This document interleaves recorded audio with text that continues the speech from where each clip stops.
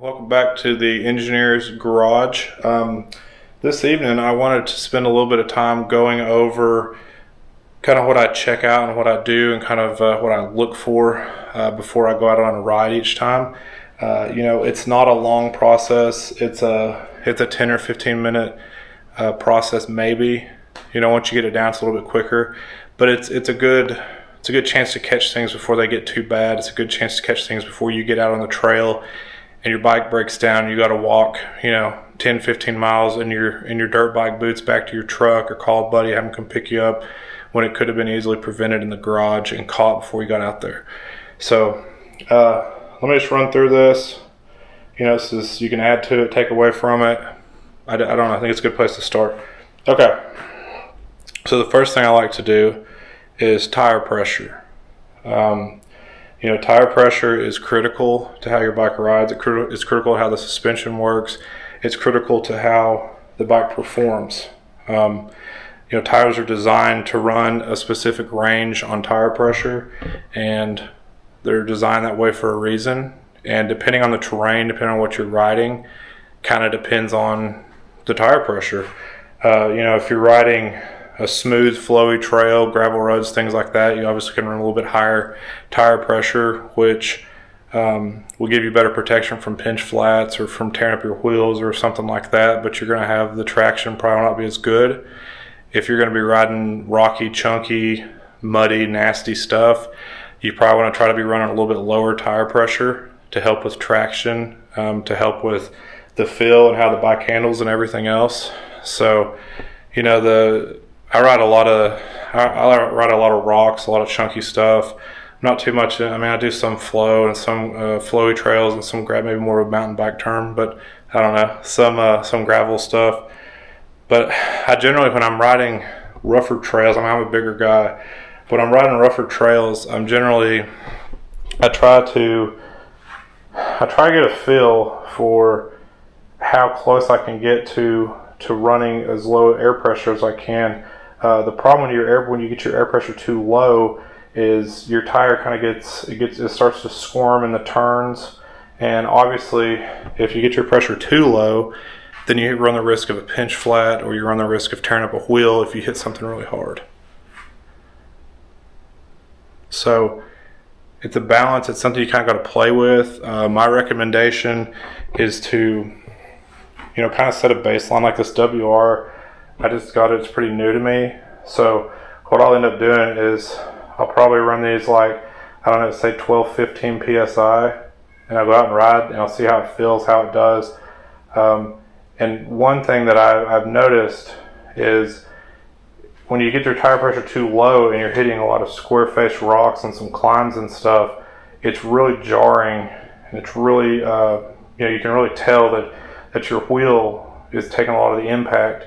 I don't know how to describe it exactly, but if you get to that point, it's time to back it off, add a little more tire pressure or air pressure, but play with it and see. It's kind of just it's kind of a game. It's kind of something you got to keep working on, and your tire pressure will vary depending on the kind of riding you're doing, the kind of tires you have, the kind of bike you have. But tire pressure it's very critical. It's very important, and it's something I think a lot of people maybe don't take it as much advantage of as they could, because it really does affect how the bike performs and how the bike handles. So anyways, off that soapbox, check tire pressure, check tires, check your tires, check your wheels, look everything over, look at your brakes. I like to look at my forks. I just washed this YZ, and check your stanchions. If you got oil, if it's wet, maybe a sign that you got a fork seal that's starting to leak. Get your tool, clean them out. So we check that. Countershaft nut, check it. I have another video about chain slack. Check your chain slack. Come back here. Check your axle nuts. I noticed this the other day. This thing's wobbly. Check your brakes. Brake pedal, I guess. Okay, that fork looks good. I don't see anything seeping. Now Okay.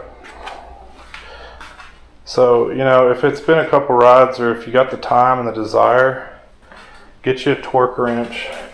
Check these out. You know, make sure they're torqued right. It's not, like I said, this can be done in 20 minutes. It's not a huge deal, and it just could save so much time and so much headache once you get out there. Okay, so the next thing I'm going to do, check my fuel line. It's good. I'm going to come up here and check my levers. This one, I customized this one the other day. Fell over on a rock. But you want to check your levers. You want to make sure they're working right. You know, your clutch. I had a couple of these where these nuts, these bolts backed off. So check that. Well, check your clutch end where that cable is. Slide that down, check that clutch end cable. So it's pretty good place for those to start fraying, and believe me, you don't want to lose clutch. This one, I was actually 30 miles from my truck, and I was coming up a pretty gnarly hill, super chunky and rocky, and I laid this thing over, and I came up and felt this, and I thought, oh my Lord. So I've got a spare clutch lever, but it's in my toolbox. I didn't have it with me, so thank goodness that one held on. I guess my bark busters are out of alignment, obviously. So I need to tilt those down a little bit. Anyways, check your levers, check your clutch, check your brake. Make sure it's firm, feels good, everything's tight. And then the last thing is your throttle. That was a little draggy. You know, make sure you get that snap back. This grip gets on this bark buster bar. Make sure you get that snap back real quick. So, you know, those are the main. It's quick. It's a quick check. You know, check your coolant. See if your coolant's full. Obviously your gas. Now, I almost threw out a critical one because on this YZ there's no dipstick. There's no sight glass for the oil. You know, because it's two-stroke, so it doesn't use the oil to lubricate the engine, just the crankcase. So that one does not have the sight glass on it or a dipstick. But very important on 4-strokes. If I can get to it or not tonight. 4-strokes. Where? Okay, I'm losing my mind here.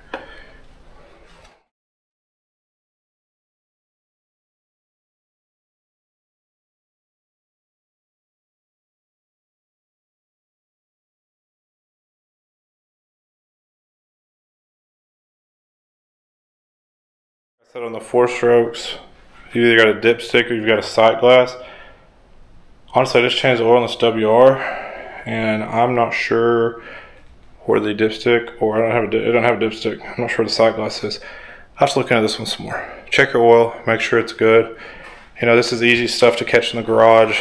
It's much more painful when you're out on the trail, or you've drove an hour to get to the trail and then realize something won't work. You know, I always start my bike up before I load it, and just to make sure it starts.